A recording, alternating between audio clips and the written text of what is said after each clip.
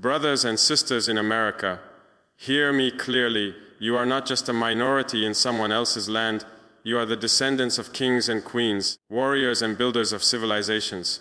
Your story did not begin with slavery. It began in Africa, and Africa still calls you home.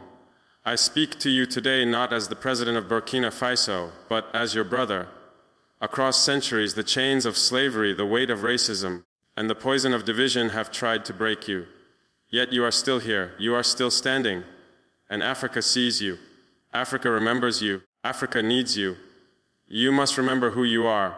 For too long, the story told to you has begun with chains, as if your very existence started on a slave ship bound for misery. That lie was crafted with precision, because if a man believes he was born in bondage, he will never imagine himself free. But your story does not begin in chains. Your story begins in Africa, where civilizations rose while much of the world was still in shadows. You are the blood of empires, the children of men and women who built cities of gold, carved wisdom into stone, mapped the stars, and practiced medicine before Europe even knew the word. Every drop of blood in your veins carries that legacy. It was stolen from your memory because your oppressors feared what would happen if you truly knew who you are. They knew that a people rooted in their history cannot be broken, and so they tried to uproot you. They tore you away from your languages, your traditions, your families, and told you that you were nothing. Yet still, here you are. That alone is proof of strength, for no people without greatness inside them could endure such storms and still rise. You must understand that the battle for identity is not just about the past. It is about power. When you believe the lie that you are inferior, you will never fight for your rightful place in this world. You will accept crumbs instead of demanding your seat at the table. This is why the system in America fights so hard to control your image. Look at the movies, the television, the news. How often do they show you as kings, as scientists, as inventors, as builders? Rarely.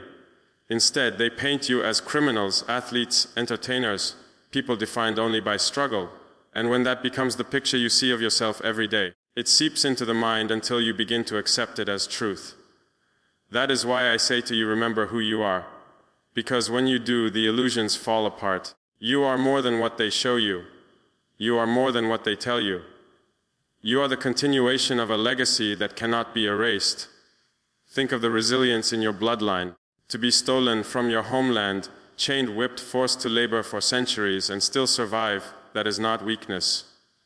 That is unimaginable strength. Many nations have crumbled from far less oppression, yet you endured.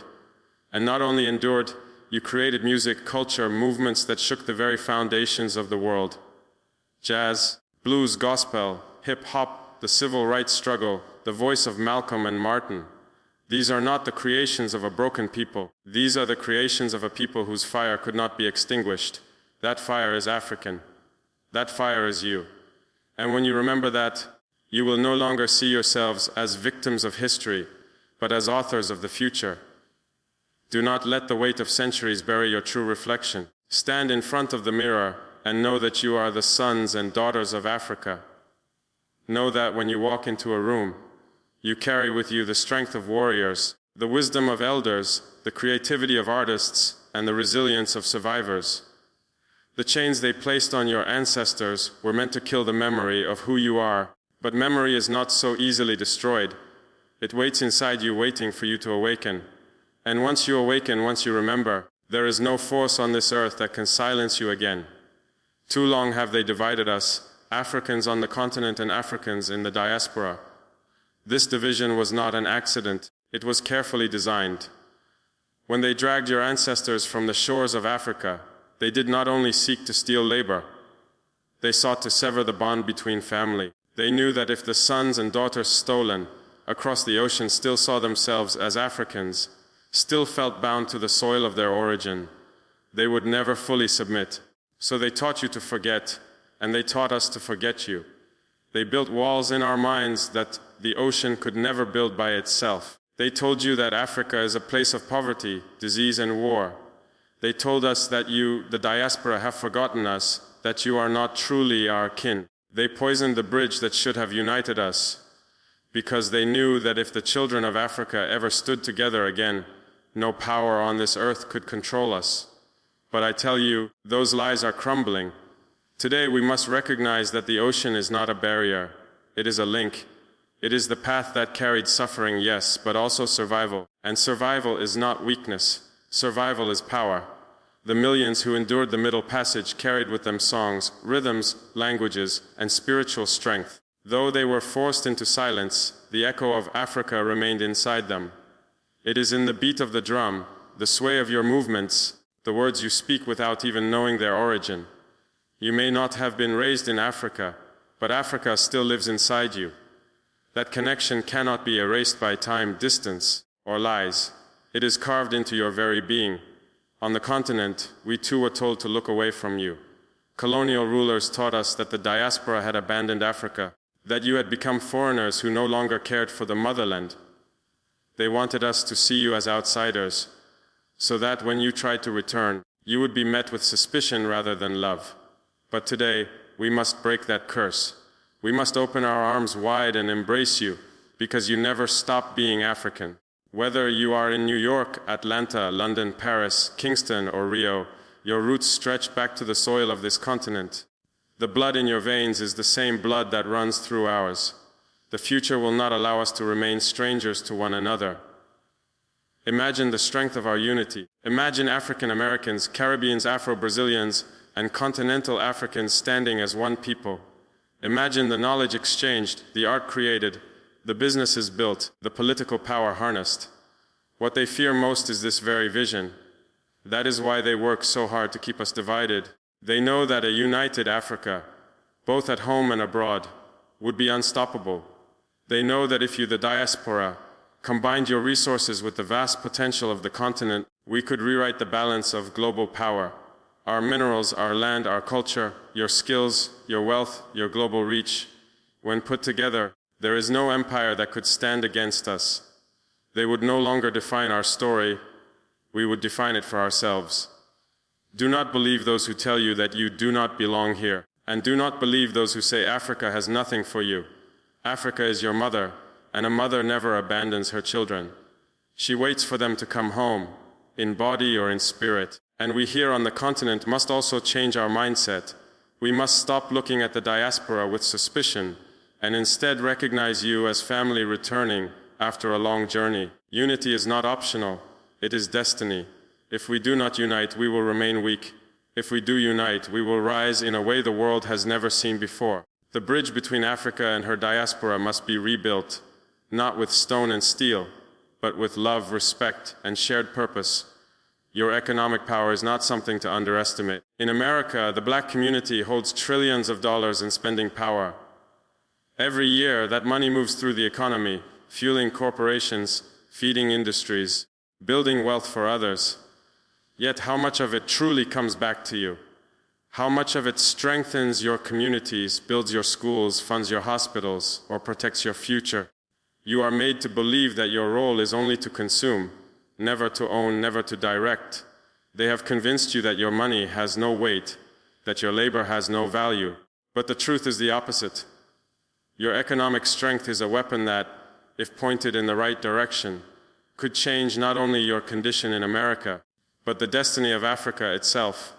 Think about the reality. Every time you buy from those who do not respect you, you make them stronger.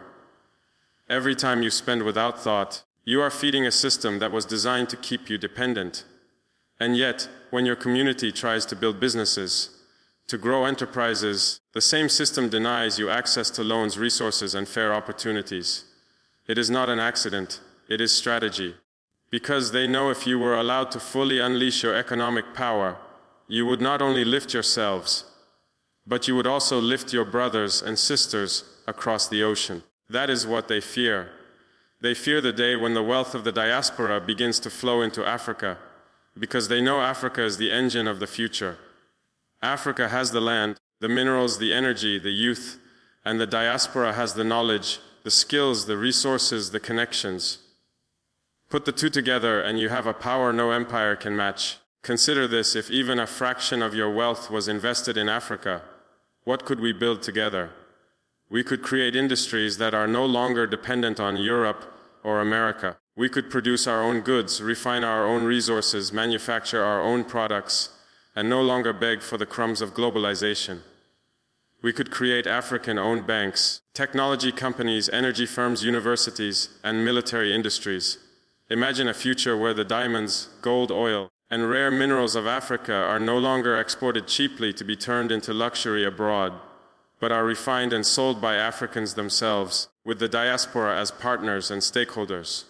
Imagine a future where young Africans do not risk their lives crossing deserts and seas for a chance at survival, but instead stay because Africa itself is the land of opportunity, powered by the union of continent and diaspora. Your economic strength in America is not just about money, it is about control. Whoever controls the flow of wealth controls the future, and right now, your wealth is being used against you. It funds political systems that do not serve you, corporations that exploit you, and media that destroys your image. But what if that same wealth was redirected toward yourselves, toward Africa, toward unity? You could build independent schools that teach your true history. You could create medical centers where no one is denied care because of poverty. You could fund media that tells your story with pride instead of shame. You could transform neighborhoods plagued by neglect into centers of excellence and culture. And across the ocean, you could help Africa build the industries and infrastructure that would make her truly independent. That is the kind of revolution that does not need guns. It only needs vision, discipline, and unity. They have always feared this possibility. This is why colonial powers worked so hard to divide Africa, to keep the diaspora disconnected, to maintain systems where others profit from your labor and your spending.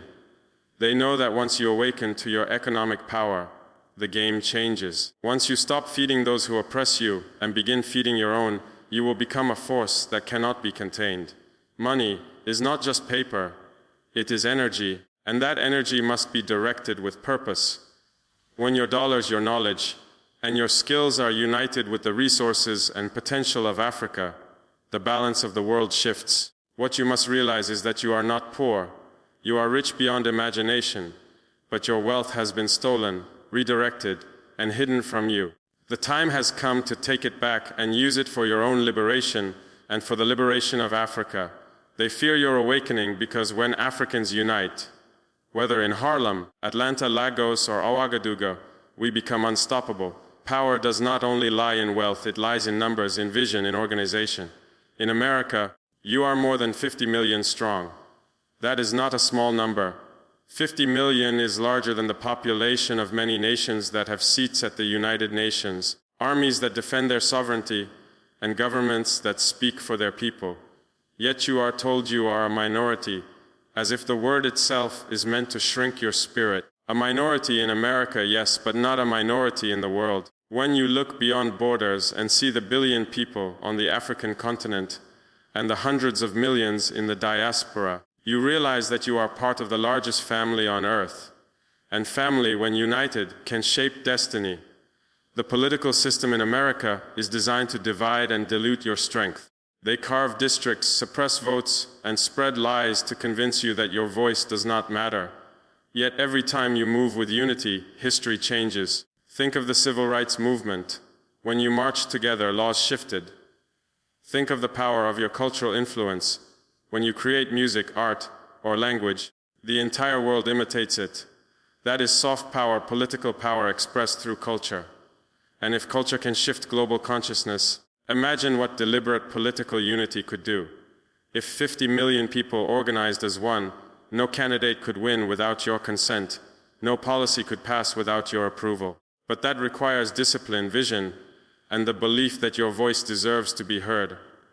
Beyond America, your political strength must connect with Africa's struggle for sovereignty. Every time Africa seeks independence of thought or policy, the world powers try to silence us. They use debt, sanctions, propaganda, and sometimes direct force.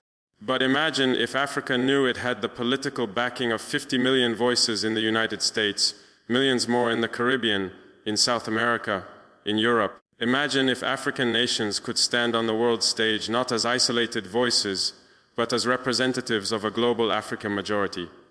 The international system would be forced to listen. Africa would no longer be treated as a playground for exploitation, but as a power block shaping the future. This is why they want you disconnected from Africa. They know that your combined political strength would rewrite the rules of the world. Your numbers are your shield, but only if you move as one. Too often, your energy is scattered. They pit you against each other through party lines, through ideology, through distractions. They teach you to fight among yourselves, so you never realize the power you hold together. Division is their greatest weapon, unity is yours. Look at history. Every time Africans anywhere began to unite, they faced resistance. When Haiti rose up, they tried to isolate it. When African nations gained independence, they assassinated leaders who called for unity. When Malcolm and Martin began to connect civil rights in America with the liberation of Africa, they were silenced. Do you see the pattern? They are not afraid of one voice. They are afraid of many voices speaking the same truth. So your political strength must no longer be used only to react. It must be used to build.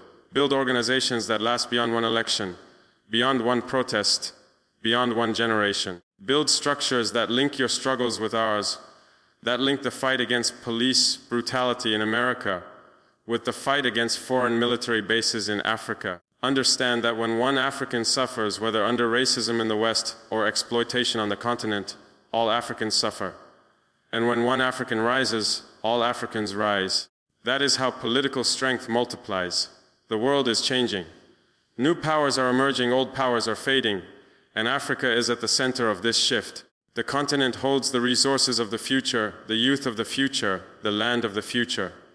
But without political unity, we will remain vulnerable. This is where you, the diaspora, must step in. With your numbers, your influence, your strategic position in the nations you live in, you are a bridge of power between Africa and the wider world. Use that position. Speak for Africa in places where Africa is silenced. Defend Africa when she is attacked. And know that when you strengthen Africa, you strengthen yourselves. So, to my black brothers and sisters in America, stand tall. You are not orphans. You are Africa's children. Do not let the enemy tell you that you are weak. Do not let history's lies define you. The future of Africa and the future of Black America are one future. Rise with us, build with us, and together we will show the world that the African spirit cannot be broken.